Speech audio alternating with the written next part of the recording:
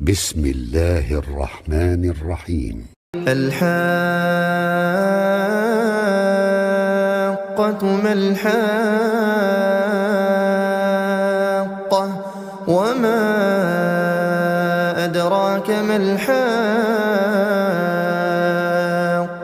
كذبت ثمود وعاد بالقارعة فأما ثمود فأهلكوا بالطاغية وأما عاد فأهلكوا بريح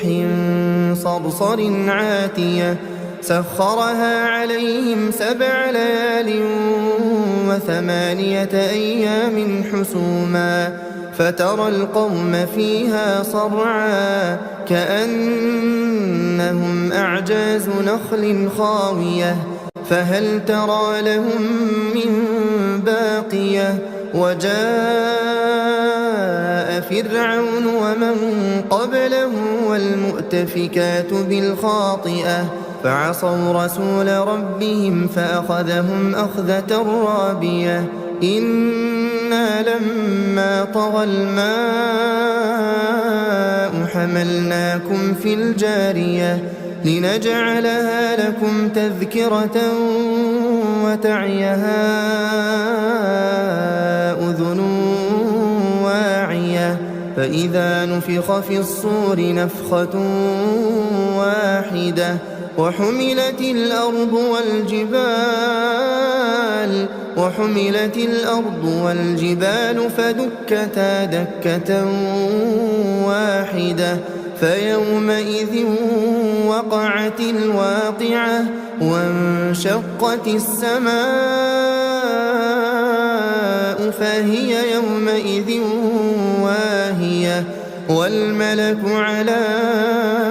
أرجائها ويحمل عرش ربك فوقهم يومئذ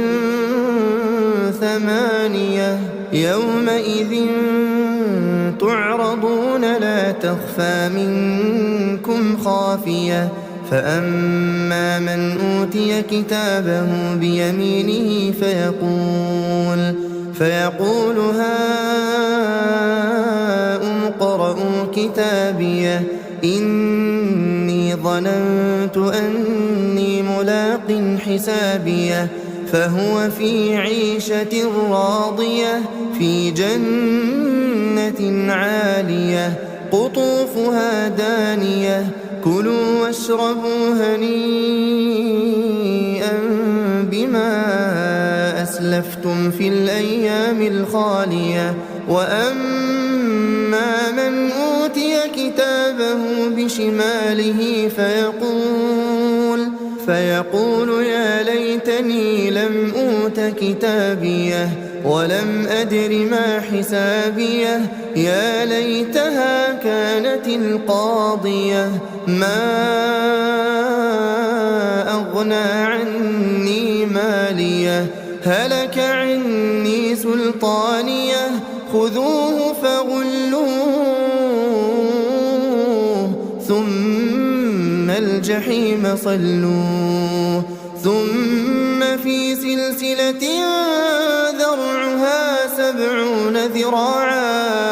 ذرعها 70 ذراعا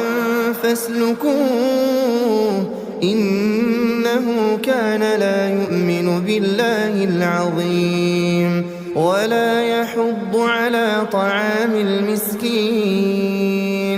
فليس له اليوم هاهنا حميم ولا طعام إلا من غسلين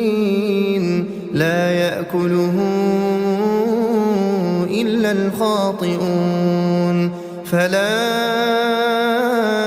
أقسم بما تبصرون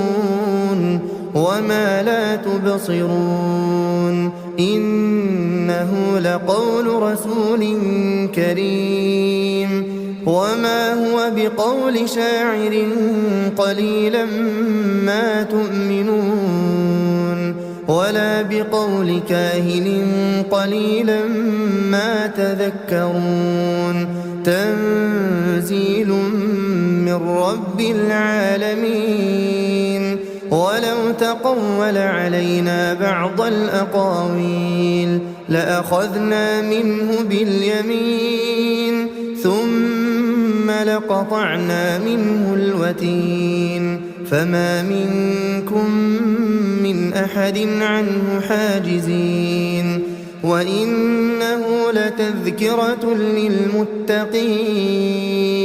وإنا لنعلم أن منكم مكذبين وإنه لحسرة على الكافرين وإنه لحق اليقين فسبح باسم ربك العظيم